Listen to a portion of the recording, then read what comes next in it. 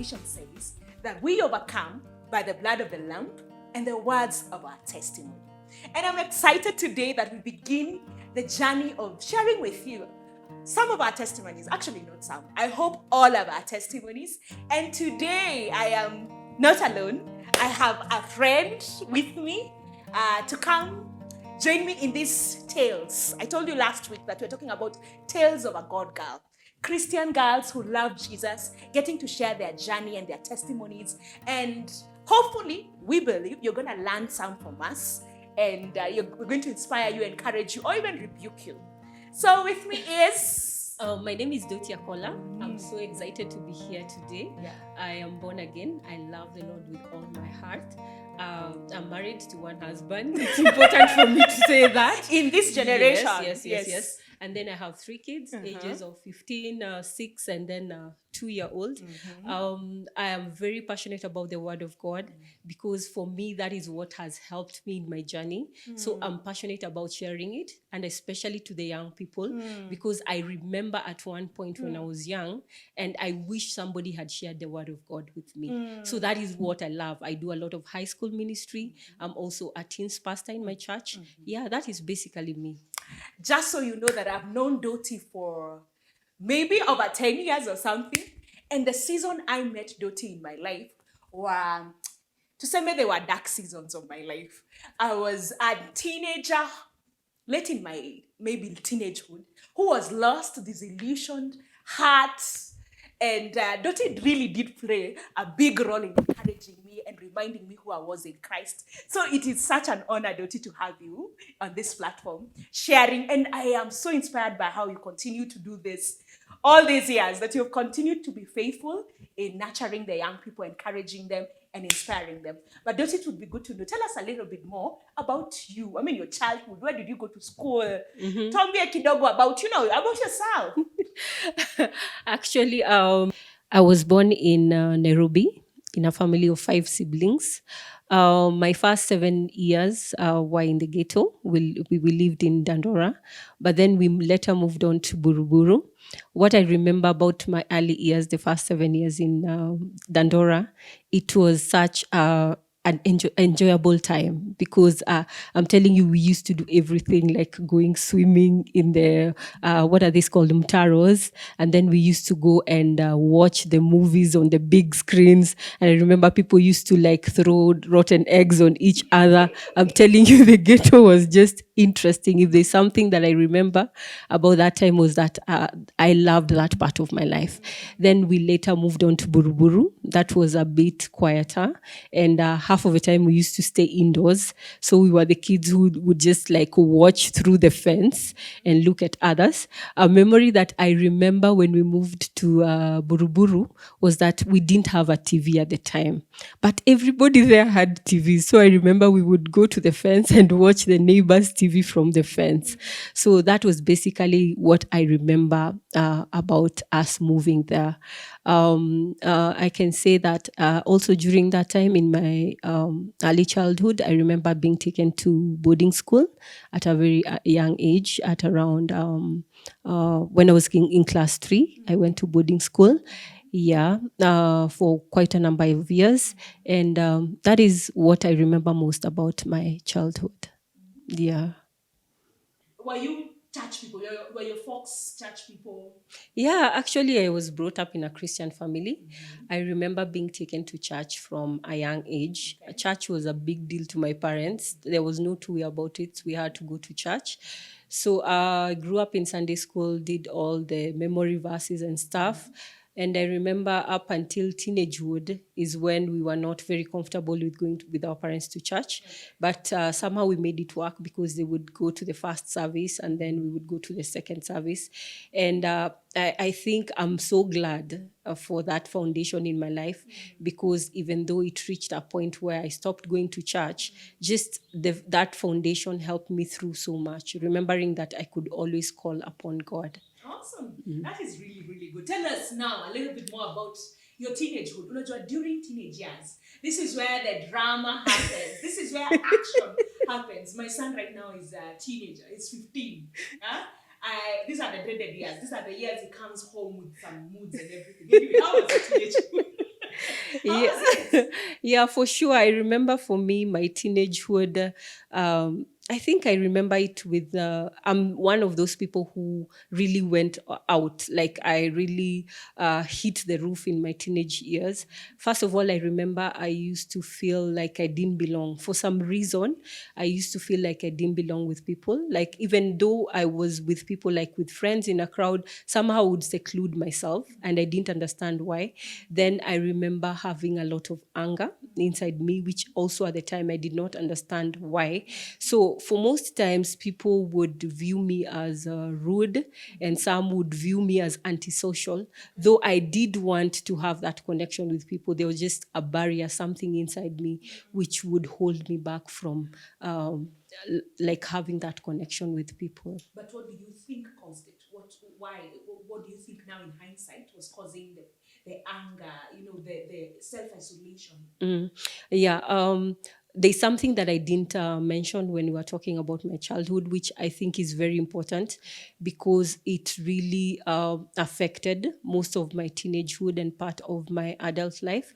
When I was still a child, probably around, I don't remember the age, but it was before I reached class 3, I underwent sexual molestation. And at the time, I did not understand what was happening. I did not know how to process that.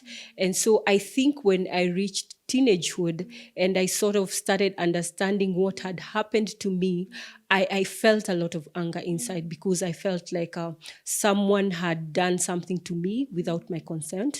And something else which I remember about teenagehood was I didn't like being a girl.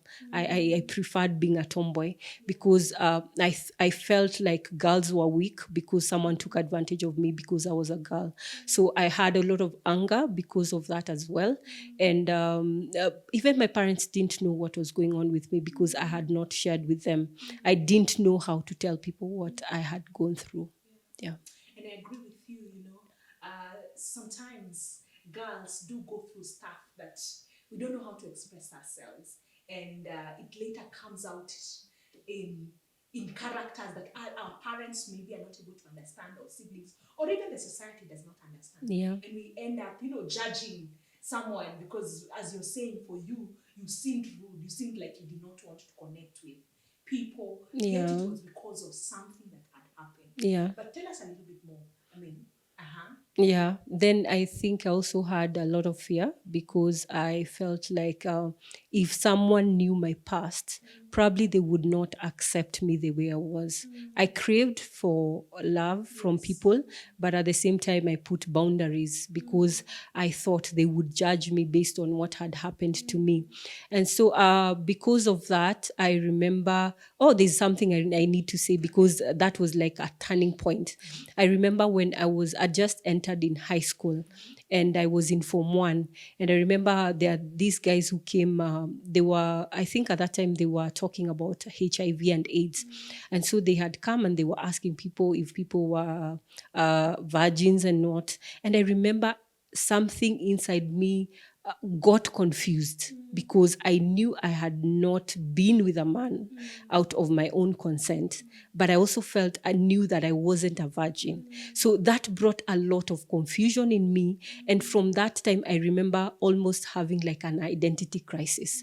And I'm telling you, the devil is usually not very far because from that time is when I started having these thoughts that I'm not lovable, that people cannot accept me the way I am. I'm damaged goods and stuff like that.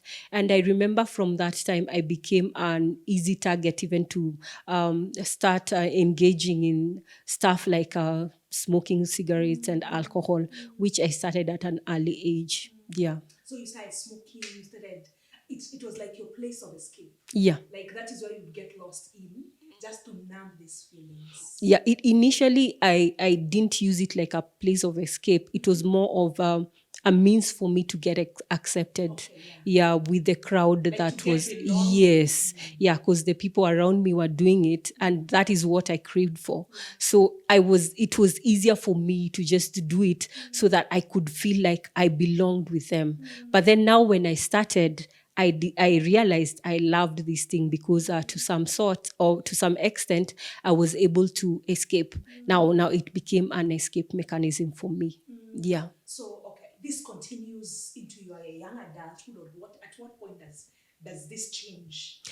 Yeah, it did continue because I remember even throughout high school, I continued with that. We used to put alcohol in our juice, which we used to carry in school. Oh my goodness, if my parents hear this. But then it got worse after high school, because now after high school, I think with the free time, and then now you're feeling like you're a grown up, it did get worse. Then immediately after that, I remember joining uni. I went to Catholic University. And I remember the same struggle came again. This the struggle of just wanting to feel like I belonged somewhere. And I really went out of my way to just mingle with the bad crowd, so to speak. So I remember that's when it really escalated, the smoking, the drinking, skiving classes. I think I skived like half of the classes. Yeah. I skived half of the classes. But then after that, I remember during that period. So I remember meeting this friend of mine when I was in uni. And it was just like she just came to add fire on whatever was going on in my life. She To was like fun. kabisa. She was the kind of girl who used to love going out. She used to like partying and stuff. And then she had the money for me.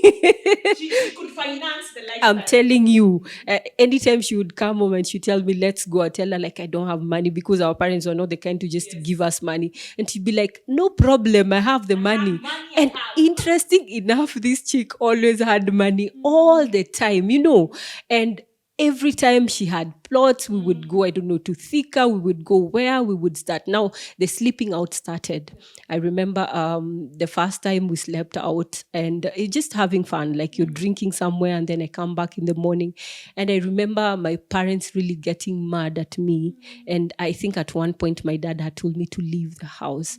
But then that is something that continued to like come up, like it now became something normal. Like I would come home, have an argument with my parents, sometimes you're not talking, sometimes they're telling me to leave, but then we'd just continue. Like I just had this other side in my life that made it okay. Like despite everything that was happening at home, just the thought of me going out and forgetting everything for even if it's just for a weekend was worth it. Yeah. Wow. The things we do when we are I'm young. telling you. But I'm interested to know. So you continue with this lifestyle. I mean, you're drinking, it's going out, and of course you're saying there's trouble at home. So it means it's like when you go back home, situations haven't changed. It's still hard, you still are in conflict, but you get this weekend and you feel like life is okay. But did you come to a place where you're like, okay, I can't continue with this, or for how long did you pull this off? Actually, it continued for a number of years after that. But what I want to say is immediately when I was still in uni, I remember this girl, friend of mine, she brought me to Rongai. That was the first time that I actually came to Rongai. And why this is significant is because at that time I remember I met my boyfriend. Of course, I'd had boyfriends before, but this one played a significant role in my life. So I remember when I met him, he just sort of now took over where my friend had left. Now he was the one now that we used to drink together. Like I would disappear home on weekends and we would go and drink together the whole of the weekend. And that was what the connection that we had. Our connection was based on drinking. And I don't know if you remember the drinks that were that time. There were these sachets. You remember the American? I don't know if you know them. They were American. And Kenya Kin, I remember. They used to be sold in sachets. And I think one would go for like 25 bob. And it was really potent. It wasn't like the ones that come in bottles. I think I need to say that initially when I started with the ones in the bottles, but it reaches a time and you're like, this thing doesn't reach where it's supposed to reach.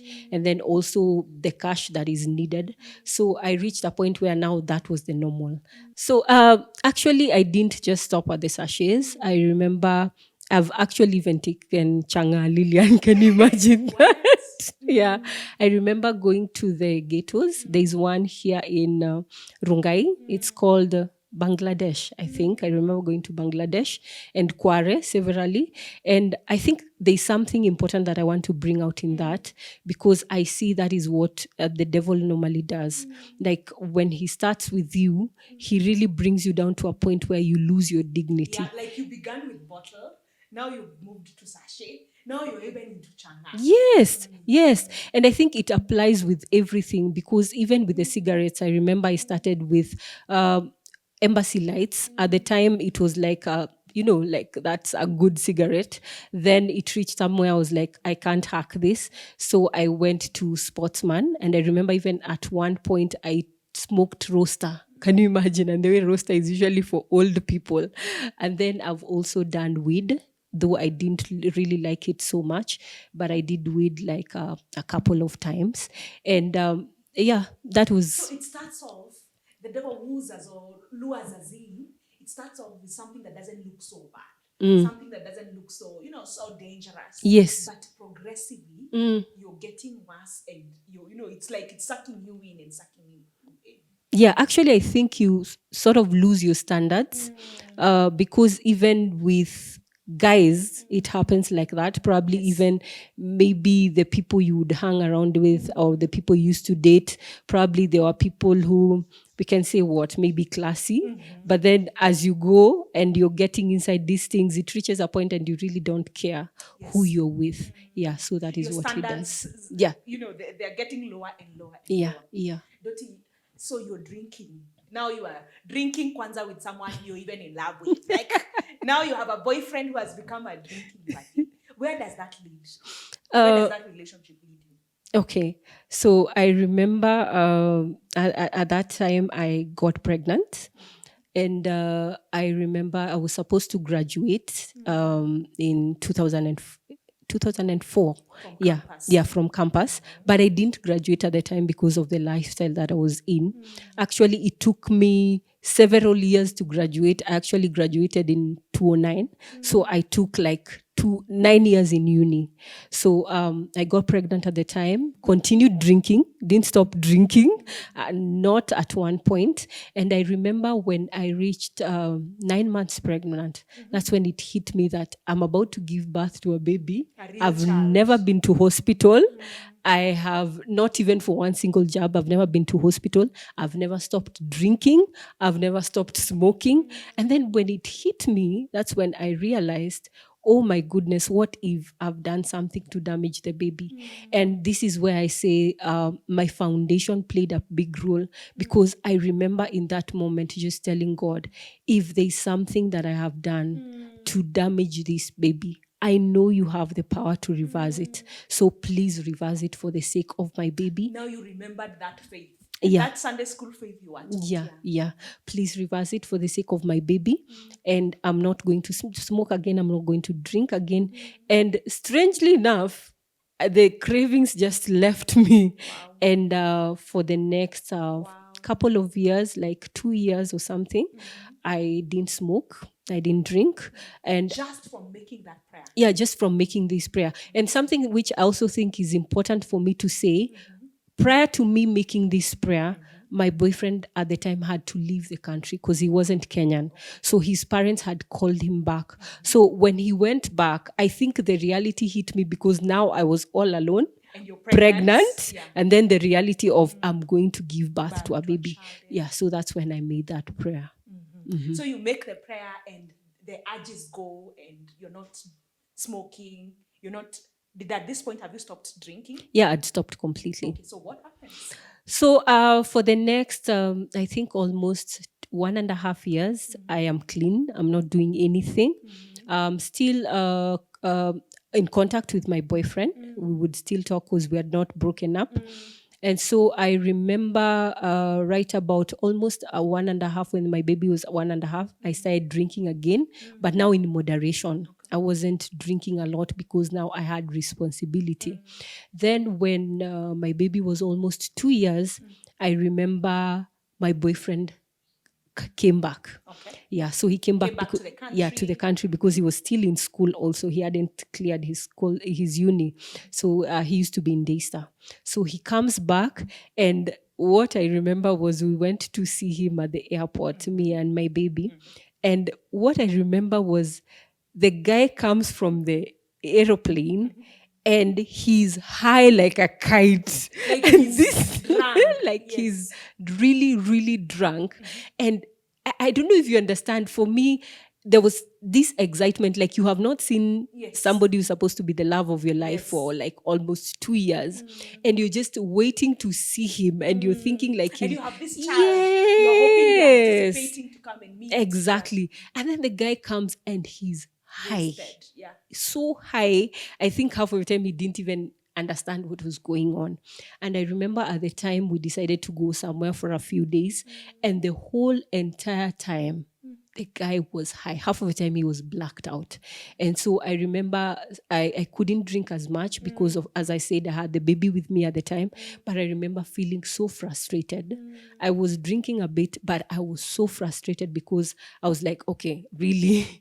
Is this what I have signed up for? Yeah. Wow. Me, I am really sucked into this story. I'm like, okay, so let's go. What happens after that? So the relationship continues. I remember he came, was it around probably in October or something?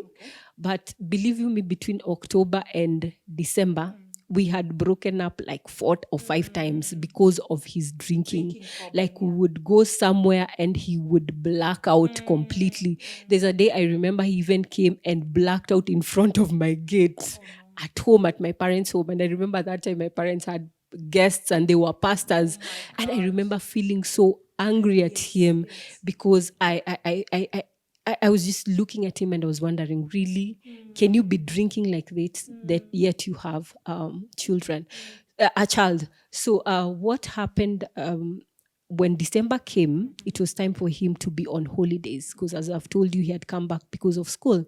So in December when he came, he had gotten a house almost near our place, at a place called Masai Lodge. And I remember I'd gone just to visit him. But then because it was December and then schools were out, we decided, okay, let me stay for like just a couple of days. And there's an incident that happened at that time, which was so significant because I remember it was almost towards Christmas. And then after Christmas, we decided to take the baby to out to the animal orphanage. And I remember as we were leaving that place, he was so high, he got hit by a car. Yeah, he got hit by a car, but he was out half of the time. He didn't even know what was going on because he was so high.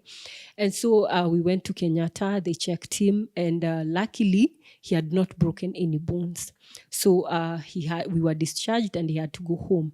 Now this guy is all alone. I cannot leave him. So what is the next thing? I have to stay with like him. Now he's alone, Yes. So you now, start staying with him. yeah, I had to stay with him because now I can't leave someone who has just been hit by a car. But then at home, my parents don't know because I had left without them knowing. And for the next... Do you have your child with you at this point? Yes. I had her. Though at one point I took her back home. So for the next probably, was it 6 months? We ended up staying together because at that time my parents thought I had decided to move out, which I hadn't.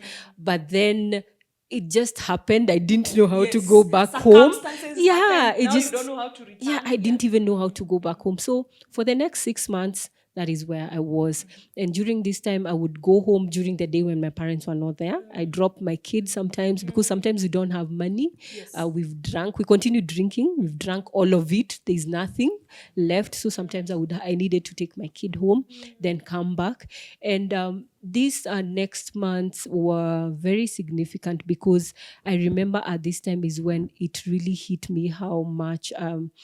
I think I reached a point where I started hating alcohol now because of what I would see it do to him.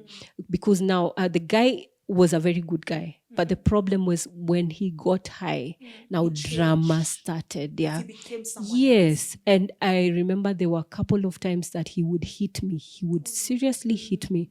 There was a day I remember even running away to the neighbor's house in the middle of the night. And so it was actually physical fights. yeah, physical fights. And one of the things that would trigger him was, as I said, when he was sober, he was a very good man. And so when he was sober, sometimes we would have a conversation and we would talk about when he sent money, that when the money comes, we're not going to drink, we're going to be responsible, let us buy things in the house. And when he was sober, he would agree to these things. Now, the problem was sometimes when the money comes and the minute he would go out and maybe meet his friends and drink, he would come asking for his money. And mind you, we had an agreement that I was the one to keep the money. And I remember one of these days he came and he was asking for money. And I told him, but you said I'm not supposed to give you money. And he's like, no, why are you refusing with my money? It's my money. And I remember that was one of the days that he really hit me. Actually, it was that day that I'm telling you I had to run away to the neighbor's house. Yeah.